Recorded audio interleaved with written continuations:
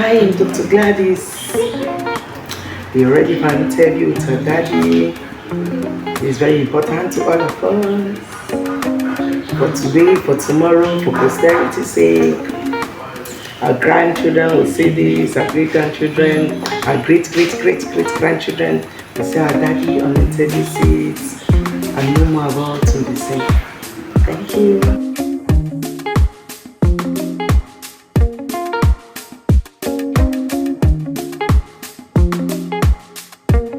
Tell us who you are.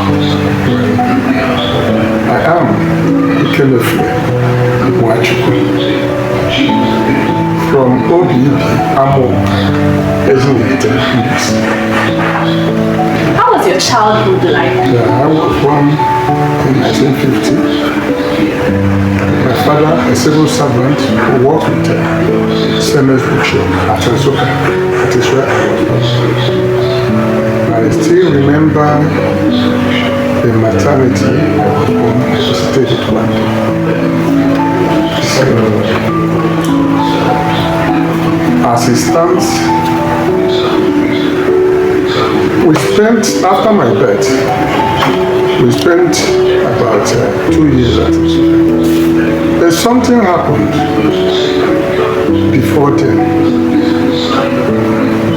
A twin brother of my elder sister, a.k.a, died. The day my parents were to move from Port Harcourt to Nsukka. In those days, the white people actually are effective in monitoring families anywhere they are. So when the corpse of my twin brother was taken, my elder brother was taken to hospital. Then, on questioning my mother, they saw that they accused my mother of not taking the child to hospital. My mother disagreed with them. From investigation and other things that followed, my mother was detained for some days for not taking her child to hospital, which cannot happen nowadays. That is when we have the colonial method at work. You see, after which we moved to Nsukka, where I was born. My parents stayed 3 years there and relocated to Port Harcourt. Then in early 50s, around 52, early 53, something happens in the workplace, the CMS bookshop. My father had a problem with a white man. Daddy, the CMS bookshop was where your father worked? Yes. Oh, okay. Yeah. As a salesperson? As a sales clerk. Okay. Yeah, that is where he worked. Okay. So, something happened. The white man placed his leg on my father's stool as he was talking to my father. My father said, "No, Mr. Cockhead, it's against our tradition for a younger person to place his leg while talking to an elder." Cockhead was not happy. My father slapped Cockhead. That was the beginning of his problem.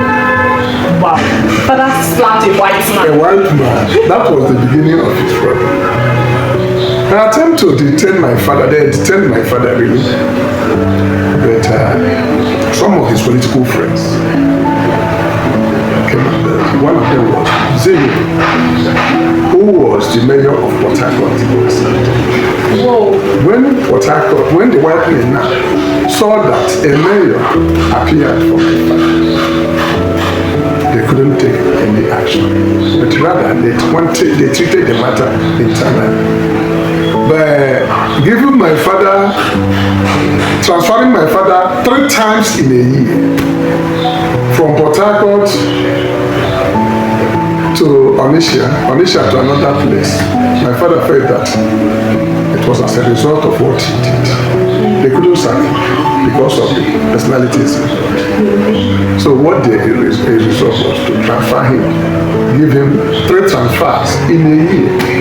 While he was on the way to the third, to where they posted him in the north for 2 days. He got information that the mother was late. Wow, your grandmother. My grandmother. So my father felt bad. He came back to the head office and tendered resignation. He came back to join politics. So while in politics, he printed his footmark at the sound of the time. Really, I grew up in the village because my father had already returned to the village. In early 1956, I was to be registered in the elementary school. Daddy, just a moment. All this time, how old were you when your dad had this experience? I was not more than 4 years, but this is the story my father told me. Why he resigned. I asked him why he resigned. He now told me of an incident with the white man. Okay. And the personalities that came to bear him. And then the company knew that if actually they have decided to sack, the company will run into problem because the man, Mayor of Port Harcourt, was already behind my father, the king of Port Harcourt at that time. Zimmy.